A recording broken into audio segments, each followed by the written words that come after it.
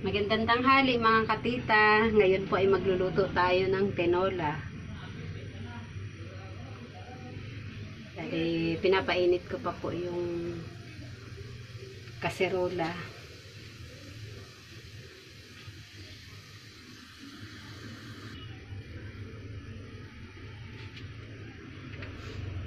Lagyan po natin ng konting mantika.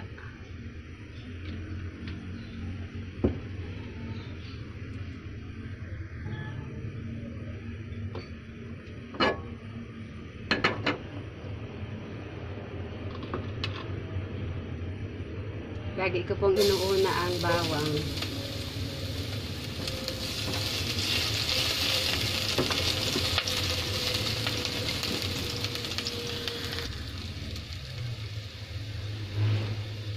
Ngayon pa ay susunod na ang sibuyas.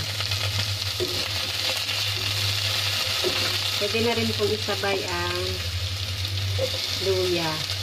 Gusto ko pa sa tinola ay may luya. Masarap po kasi kapag may luya. Dagdagan ko po ng konting mantika at parang ang unti naman po nang nilagay ko.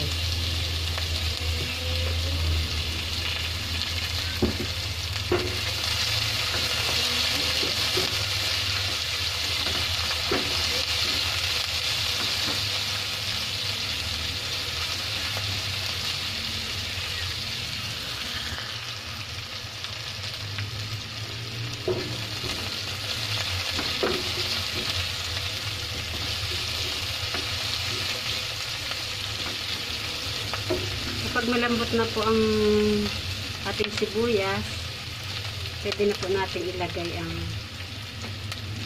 manok.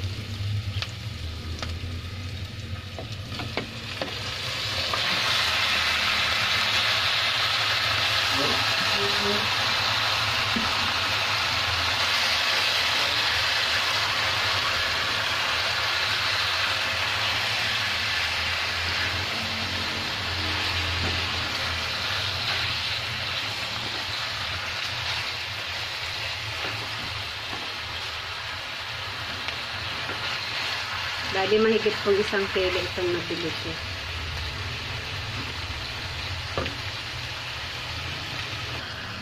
Dahil takpan po muna natin.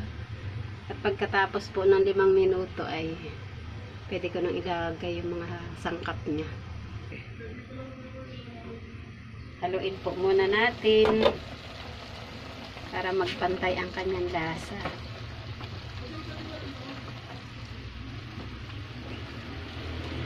Ang kanyang pagkakaluto.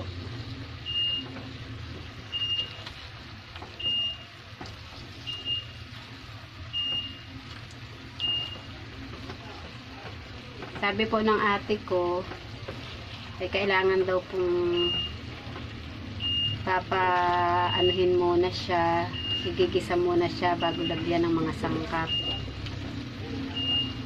para matanggal daw po yung lasa. Hindi po ako eksperto magluto. Luto-lutuan lang po yun sa akin. May alam lang po ako kaunti. Kaunti lang naman po. Ayan. Basta kipan po ulit.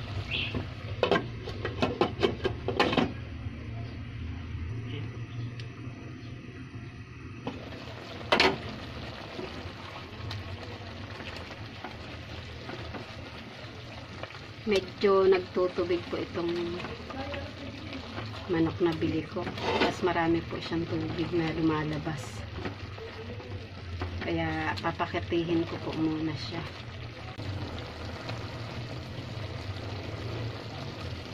Medyo malambot na po siya. Kaso ang dami po niyang tubig.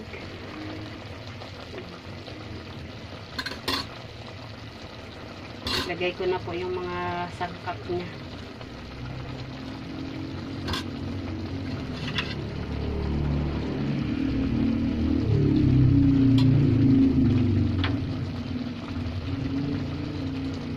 Naglalagay din po ako ng lemongrass o tanglad. Pampatanggal din po siya ng lasa. Ay, ng lansa. Ayun.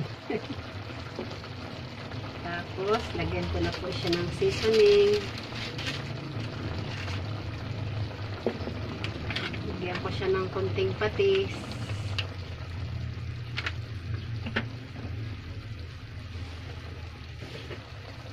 Saka po ng asin. Bali, hindi po uso sa akin ang measuring.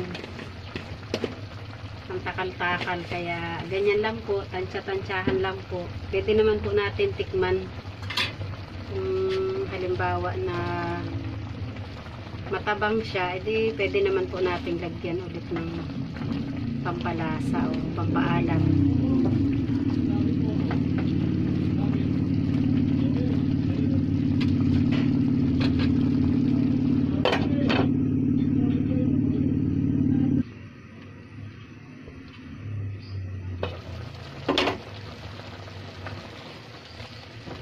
Ayan po, medyo kumati-kati na yung ano niya, sabaw niya. Pwede ko na pong ilagay yung ano, sayote. Tapos, pwede ko na rin po siyang lagyan ng tubig. Bali, 1 litro po itong ilalagay ko itong tubig. Gusto po kasi ng mga kasama ko dito sa bahay ay maraming sabaw.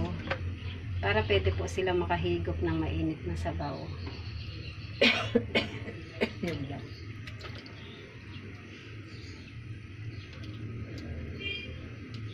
Takipan po natin ulit para kumulo. Madali po siyang kumulo.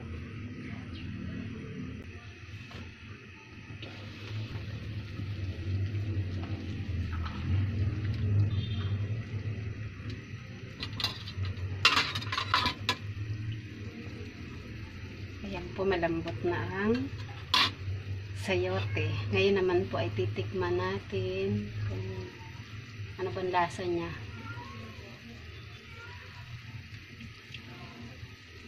Okay na po yung lasa niya. Hindi na po kailangan dagdagan ng asin o ng patis. Bali, ngayon naman po ilalagyan ko siya ng pechay. Wala po akong nabiling dahon ng sili, kaya ito po ang ginagawa kong pamalit. Halos magkapares lang din naman po sila ng lasa kapag napakuluan po siya. Kapares lang din po ang lasa ng pechay at saka ng sili. Pero mas magaganda po talaga ang sili kasi mabango po siya.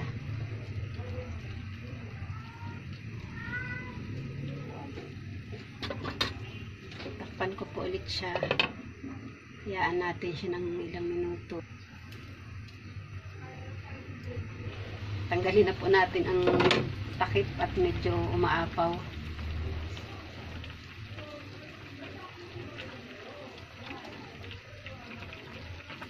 Yan. Okay na po siya.